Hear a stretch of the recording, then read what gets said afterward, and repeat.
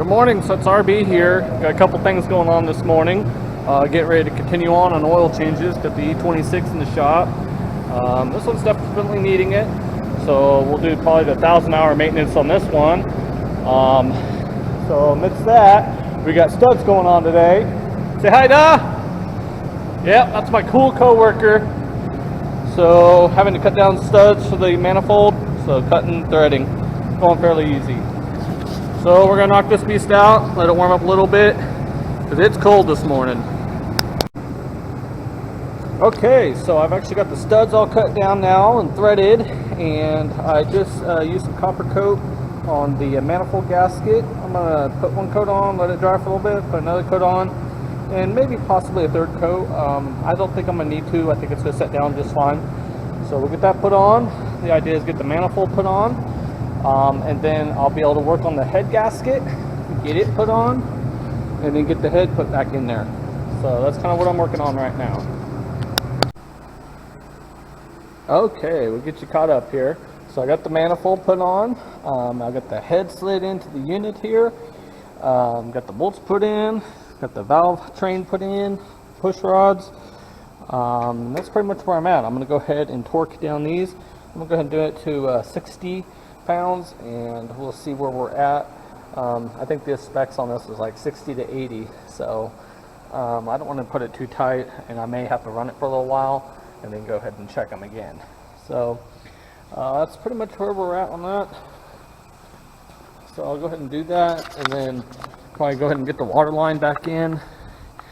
Probably tighten these down, check these a little bit. Again, I want to burn it in and kind of tighten those down a little bit. I think that's the best way to do that. So it's going back together nicely. After watching one of my other YouTubers' channels, I want to go ahead and take a look at the air cleaner. I don't know if you can see up in here, but it is pretty doggone dirty. So I'm thinking these elements must slide out somehow. So I'm going to go ahead and take a look at that and see if I can do that. That's kind of where we're at now. So it is going back together fairly nicely. Okay, so I just wanted to make a couple corrections and points. First point I want to make is I had put the valve train on, and I was not able to tighten up the head once I did that. So I had to pull the train back off. So note to self, might want to leave that off next time. It was a good idea to put it on, that way I can get this one little oil line lined up perfect. But I did do that. And then the torque pounds is 125, not 90. So, or 60, like I said previously. So 125, I just have a good sized torque wrench here. That's what I use.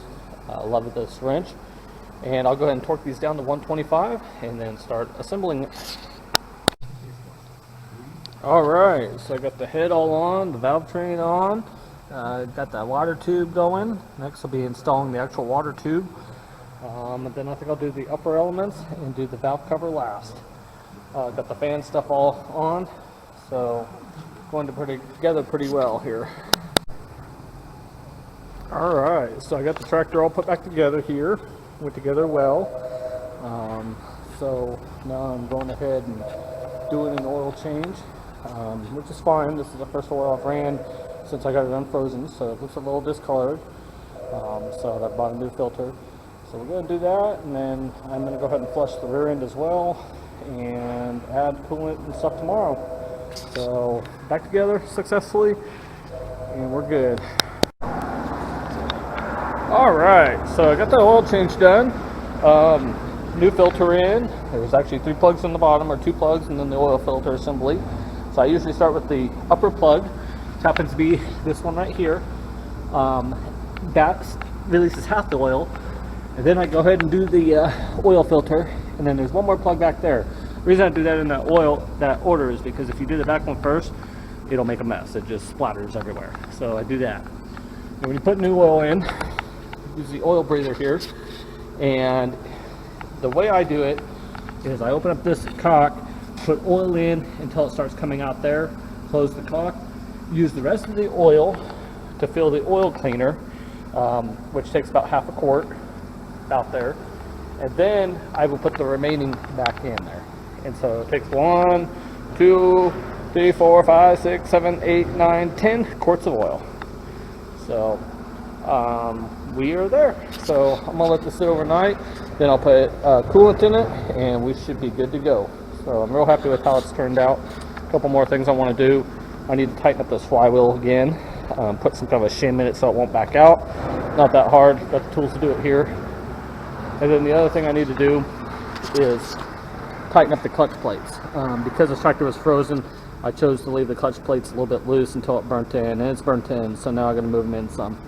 So probably put a little shim behind there or something, a washer, so I can get the castle nuts to line up fine. So that's about it. We got her.